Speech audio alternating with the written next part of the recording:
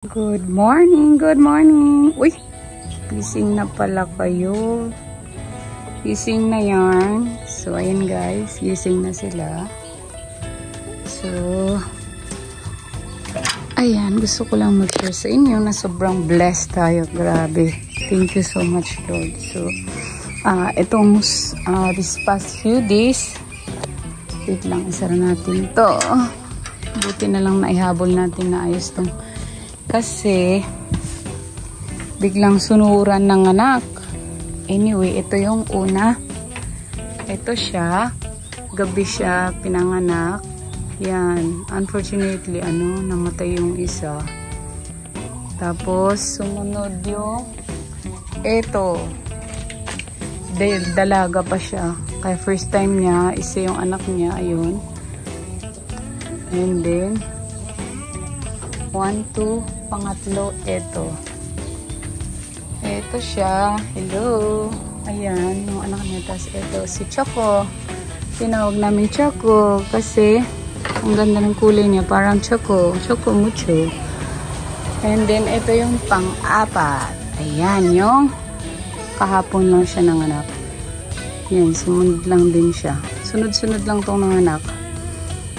Ayan siya. So, ayan. Hello, good morning. Ayan siya. Uy, hello. So, ayan guys. Nakakatuwa, pero grabe din yung puyat, tsaka pagod. Pero, super worth it. And mas gusto namin yung ganun na puyat, tsaka pagod. Kasi, grabe yung blessings. And thank you so much, Lord. At meron pa kami inaantay na isa. Actually, lahat ng nandito lang sa taas dito is yung mga nanganak. Ayan lang aming simple lang yung aming ginawa, pero pwede na. Anyway, nandun yung iba, mamaya titignan natin. Ito lang muna pinaprioritize namin, mga bagong panganak. Ayan, so all in all for 3 days meron kaming 2, 3, 4, 5, 6. So maganda rin talaga magkambing, no? So ayan, lahat yung may lahi, and thank you so much, Lord. Mamaya ipapakita ko yung iba.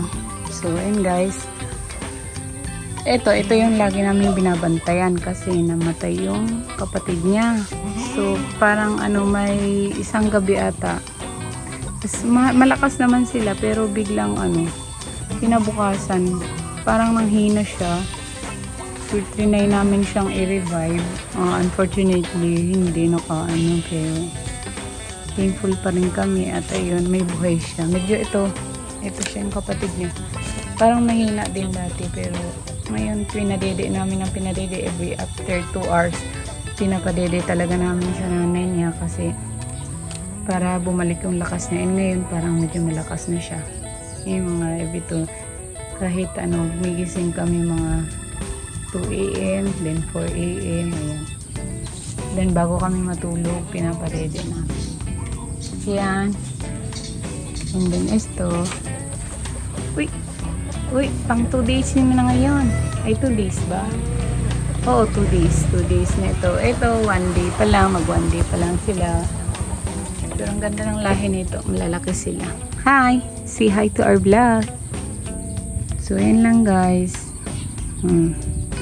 Ako wala akong alam actually sa kambing, pero support lang ako kaya sa partner ko. Ayan. Hello. Ayun. Ito. Ang liit niya. Super liit niya. Hello. Cute. Pero parang tangkad siya. Tignan natin. Abangan natin siya guys kung lalaki siya. Ayan. Uy. Lumalakas na rin siya konti. Hello. Dede. Dumede ka na doon. Hey, apo. Ay! Dede.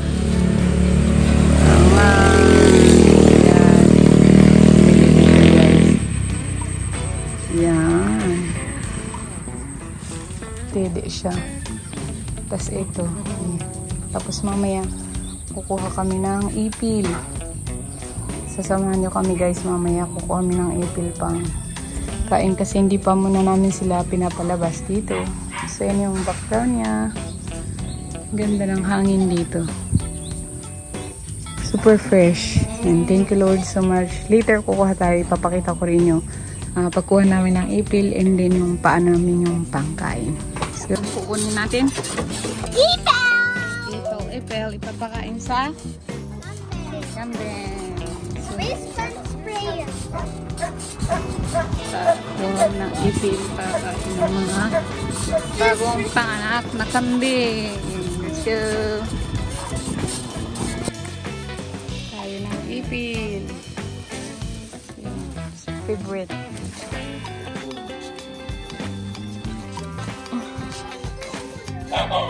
So ayan guys, may nakita kami yung mga puno ng ipil. So ayan, as much as possible dinadamihan talaga namin para pwede na siya para sa lahat ng andun sa may kulungan. So dapat hindi magutom yun kasi mga bagong nanay. So kailangan nila yun na pampalakas nila. So ayun guys, kuha tayo ng ipil kasi favorite nila yan. So after lang namin kumuha ng ipil ay dadalhin namin mamaya dun sa may kulungan at isasama ko din kayo dyan. So tapusin niya, panoorin nyo hanggang dulo.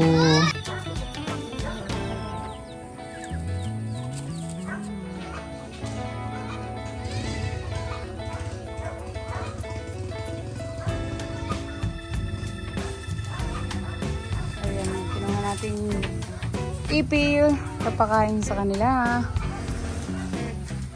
Nakatali siya kasi kapag nasa ayaw na nilang kainin.